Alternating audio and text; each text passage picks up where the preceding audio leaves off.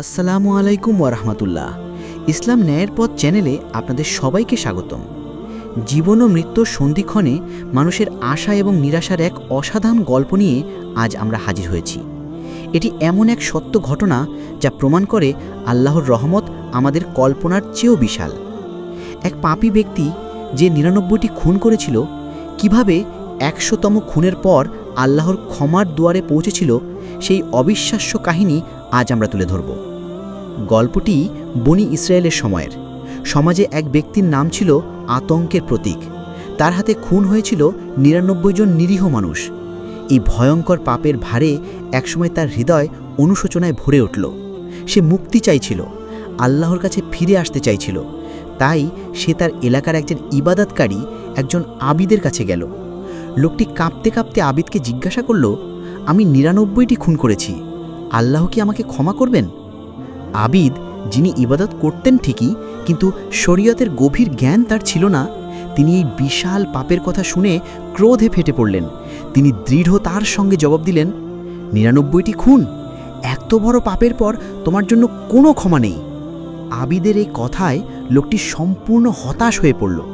তার মনে হলো, যখন আল্লাহর কাছে ফিরে আসার আর কোনো পথই নেই, তখন ভালো হয়ে লাভ কি? মানুষ খুন করা তার জন্য এতটাই স্বাভাবিক হয়ে গিয়েছিল যে এই না শব্দটি সহ্য করতে না পেরে সে আবিদকেও হত্যা করে ফেলল। এভাবেই তার পাপের সংখ্যা গিয়ে দাঁড়ালো ১০০-তে। কিন্তু খেয়াল করুন, একটি পাপ আরেকটা পাপের জন্ম দেয়। আবিদের জ্ঞানের অভাব ছিল, যার কারণে তিনি সঠিক ফতোয়া দিতে পারেননি, আর সেই ভুল ফতোয়াই একটি জীবন কেড়ে নিল। এর থেকে আমরা প্রথম শিক্ষা পাই যে ইসলামে শুধু ইবাদত যথেষ্ট নয়, জ্ঞানের আলো দিয়ে সঠিক পথ চেনা আরও বেশি গুরুত্বপূর্ণ। ১০০ খুনের পরও লোকটি হাল ছাড়েনি। তার ভেতরে ভালো অংশটুকু তখনও বেঁচে ছিল। সে আল্লাহর কাছে ফিরতে চাইছিল। এবার সে একজন সত্যিকারের আলেম, পণ্ডিতের সন্ধান পেল। লোকটি আলেমের কাছে গিয়ে একই প্রশ্ন করল, আমি ১০০ খুন করেছি, আমার কি তওবা কবুল হবে?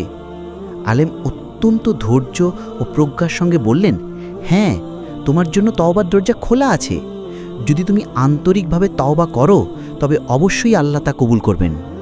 এরপর আলেম তাকে আশ্বস্ত করে কোরআনের আয়াত ও হাদিসের আলোকে বললেন, যদি আল্লাহ তোমার জন্য তওবার দরজা খুলে রাখেন, তবে কে তোমাকে তা থেকে বাধা দেবে?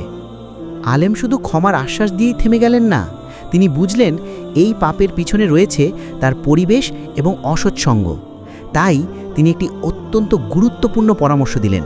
তিনি বললেন, তোমাকে এই শহর ছেড়ে এমন একটি ভালো শহরে যেতে হবে যেখানে ভালো মানুষরা আল্লাহর ইবাদত করে।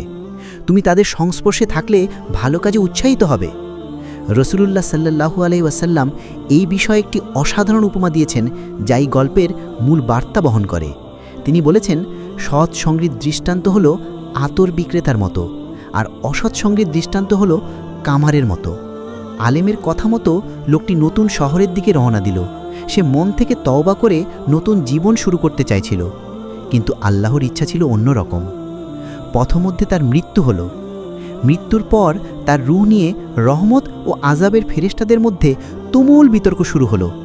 আযাবের ফেরেশতারা বললেন, সে ১০০ খুন করেছে, সে আমাদের। তাছাড়া সে এখনও ভালো শহরে পৌঁছাতে পারেনি।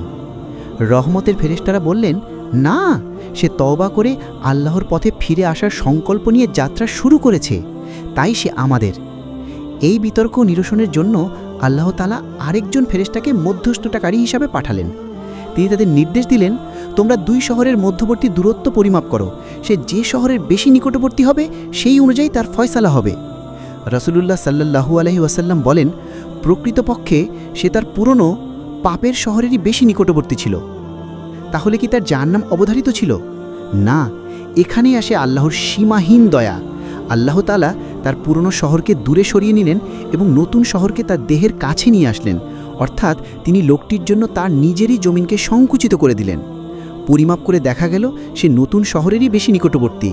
আর এভাবেই আল্লাহর রহমতে সেই ব্যক্তি ক্ষমা লাভ করল এবং জান্নাতের অধিবাসী হল।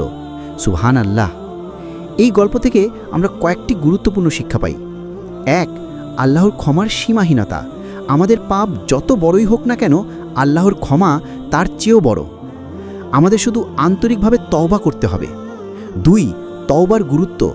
তওবা শুধু মুখে বলা নয়, বরং অন্তর থেকে অনুশোচনা এবং সেই পাপ আর না করার দৃঢ় সংকল্পের নাম তওবা। 3. পরিবেশ ও সঙ্গ। আমাদের জীবন গঠনে পরিবেশ ও সঙ্গের প্রভাব অপরিসীম। ভালো মানুষের সংস্পর্শে আমাদেরকে ভালো কাজে উৎসাহিত করে এবং মন্দ কাজ থেকে দূরে রাখে। 4. আশার আলো। এই ঘটনা প্রমাণ করে যখন একজন বান্দা আল্লাহর দিকে 1 কদম এগোতে চায়, তখন আল্লাহ তার দিকে 10 কদম এগিয়ে আসেন। এই রকম শিক্ষণীয় গল্প শুনতে এবং ইসলামের সঠিক জ্ঞান পেতে আমাদের চ্যানেল ইসলাম ন্যায়ের পথের সঙ্গেই থাকুন। দেখা হবে পরের ভিডিওতে ইনশাআল্লাহ। আল্লাহ আমাদের সবাইকে সঠিক পথে রাখুন। আমিন।